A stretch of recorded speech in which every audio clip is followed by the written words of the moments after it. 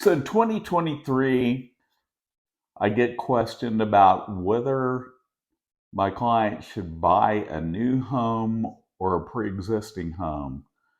So I thought what I'd do is I would go over various issues with new and used homes.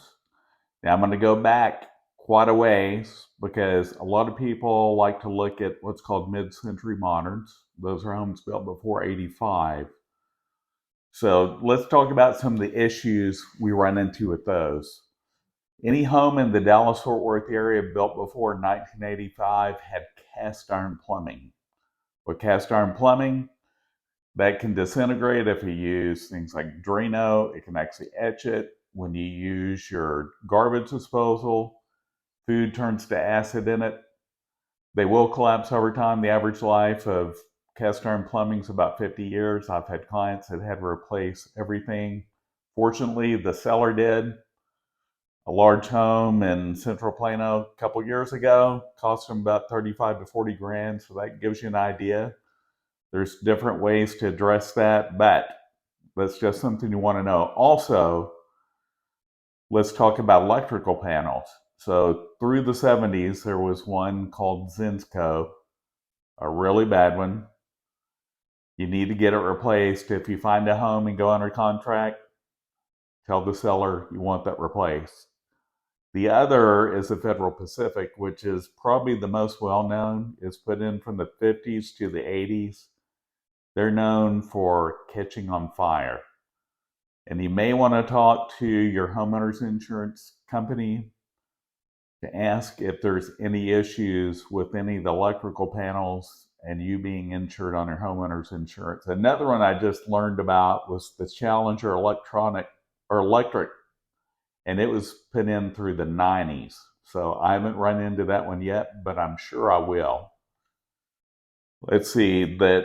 Now let's talk about newer properties. So and sometimes you may have asbestos in homes built before the 50s. Pretty rare. Of course, lead-based paint, anything built before 1978 or newer, but by and large, people painted over it. Just a form you're going to sign. And different types of slab foundation or different types of foundations built prior to 85, especially in Dallas. There's 2 or 3 different types. Won't go into those. I did a video about that on my old YouTube channel. I have to go back and find it again, or I may do a new one on this channel. But now let's talk about newer homes. So newer homes, the positives, more energy efficient. The positives of older homes, they tend to be built with stronger materials. Newer homes tend to have dovetailed boards put throughout the house that are glued together. So the life of the home for newer built homes may not be quite as long as the old ones, which was about 70 years for most stick built homes. Now, of course, a lot of homes last much longer than that, but just something to think about. So in modern homes built, say in the 2000s, we went from copper plumbing to PEX plumbing back in the 2000s. And there are 2 versions. Version 1 of PEX from 2005 to 2012, there were some issues with leaking. A lot of plumbers didn't like it then. There were lawsuits over it. So you buy a home built in those times, you may run into an issue. Just something to keep in mind. The other thing you want to know is, of course, you're going to pay more for newer construction. Energy efficiency will be much higher. Materials, again, may not be as strong as old ones, but they're more modern. Less wood rot, you have hardy. Sometimes you have engineered board. Like I recently replaced the fireplace on my home, and I use what's called an OSB or engineered board.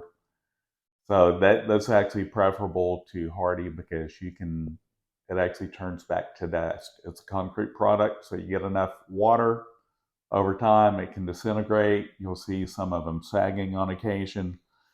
Another thing pardon me, I like to point out, I've had this conversation with other agents. When the pandemic came, there were shortages, major shortages of supplies, plumbing, boards, everything else from 2020 to about 2022. Personally, I would be very cautious about buying a home being built during that time because of what I've personally seen in $1 million homes built not too far from where I live. I saw homes sitting open for months with water coming in. I saw knotted 2x4 support, 2x6s, inferior plumbing products used, just something to think about. Not saying that's going to be the case for all, but it will be some. The other thing about newer homes is the lots are going to be smaller. And many people don't like HOAs. The majority of new construction is going to be in an HOA. There's positives and negatives. I personally live in a neighborhood with an HOA because the city I live in is more preferred to be in an HOA than not. Based on when I bought the home 25 years ago, I was in a different profession. My agent at the time took me around and showed me why. Not the case always, but definitely something to consider. HOAs are not always a negative thing. They're there to keep the value of the neighborhood up. The other thing is the homes are going to be smaller. Lots are going to be smaller than homes built that are older. And depending on the county you're at, lots will be smaller. Denton County tends to have larger lots. Also, the newer the home is, the more likelihood you're going to share fences with your neighbors.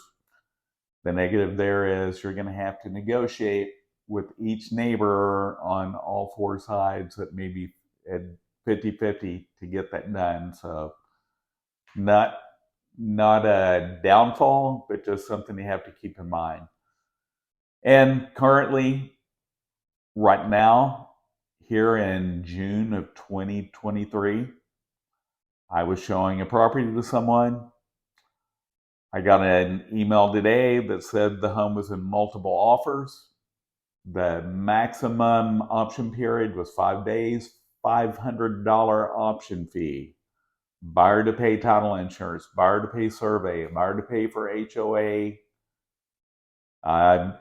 transfer documents, all that. So, that being said, new construction during the pandemic, builders, in all honesty, they took advantage and they jacked prices to the sky.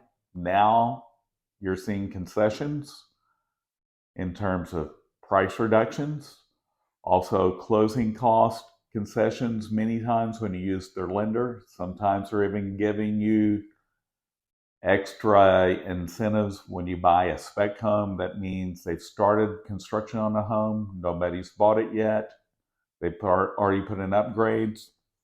What I see a lot with a lot of new construction is that you're not getting choice of materials. And I've learned more and more that this is because there's still some supply constraint. So for them to ensure that you're going to have flooring, cabinetry, bricks, they just have to go choose the package that's going to go in the home.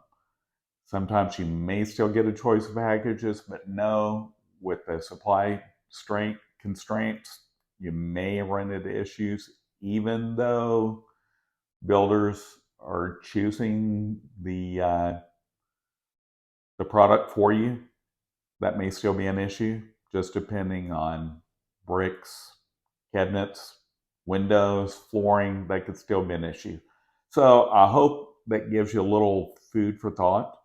If you have any questions, feel free to reach out to me. I just thought I'd go over the positives, negatives, and I am seeing, as I mentioned, the pre-existing were multiple offers again over list price, because despite of what you hear on the news, this is June 4th when I recorded this, rates dropped 0.5 point last week. They're not going up like the media says.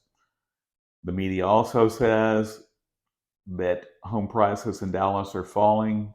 Incorrect, because every home on the market, even ugly houses, are in multiple offers over list price.